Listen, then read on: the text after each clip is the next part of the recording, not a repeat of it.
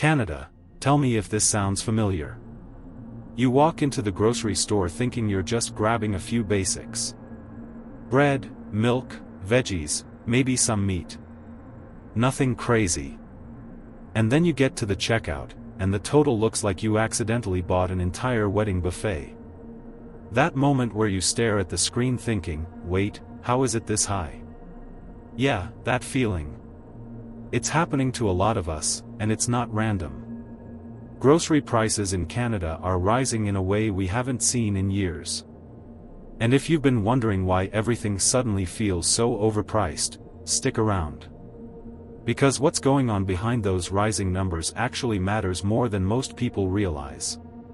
According to the latest food price report for 2026, this is a real report put together by universities across Canada. A family of 4 is expected to spend roughly $17,571 on food next year. That's basically a $900 jump compared to last year. And that's not for luxury items. That's just the standard groceries people buy every week. If you're thinking, why is this happening? Well, there's a long list. And the frustrating part is that almost every piece of the food system is under pressure. For example, meat prices have been climbing aggressively. Beef alone is up more than 16% year over year.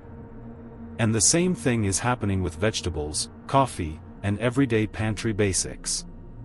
Everything is just inching, or jumping, upward.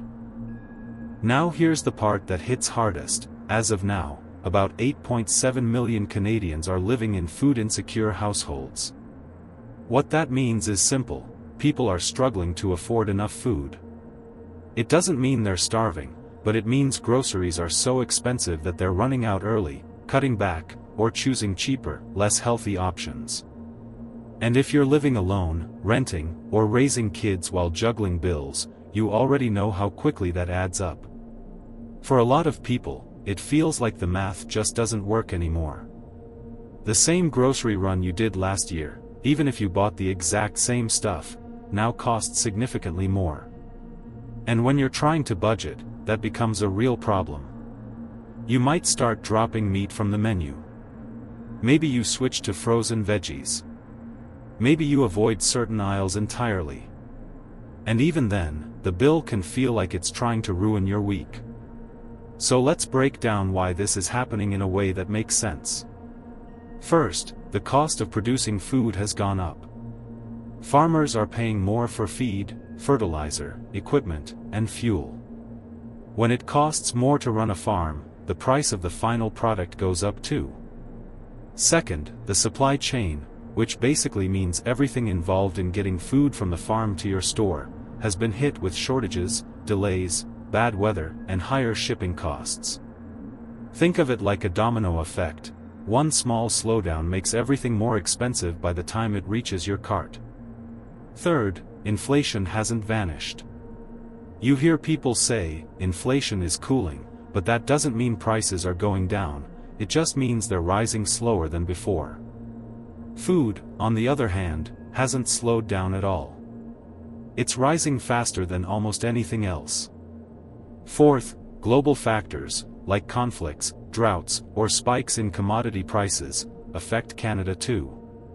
Even if something doesn't happen here, the ripple hits grocery stores across the country. And then there's the obvious one. Everything else in life is expensive now. Rent, utilities, insurance, transportation, all of it adds pressure. When everything else costs more, food feels like the final punch.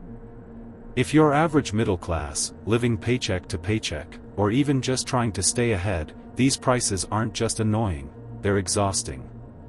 You shouldn't have to spend half your budget just to eat decently. But millions of people in Canada are now adjusting their diets not because they want to, but because they have to. So what can you actually do about it?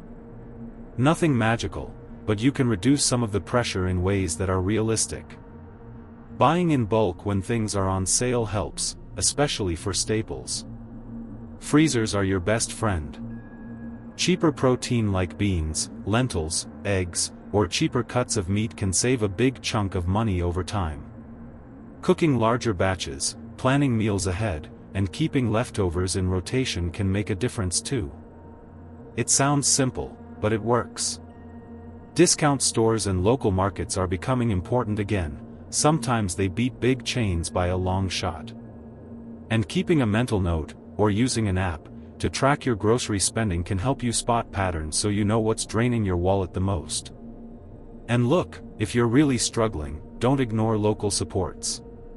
Food banks, community fridges, co-ops, these exist for a reason, and more Canadians are using them every year.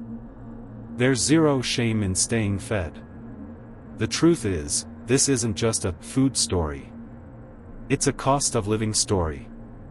It's about a system that's getting more expensive every month, and households that are trying to keep up. If you've been feeling that pressure, you're not imagining it. You're living in a country where food is becoming harder and harder to afford. I'll keep covering this topic as things change, and trust me, things will change. But for now, the best thing you can do is stay informed, stay prepared, and keep an eye on your spending so these rising costs don't hit harder than they have to. Until next time, I'm Maple Leaf Insider. Thanks for watching, take care, and stay safe out there.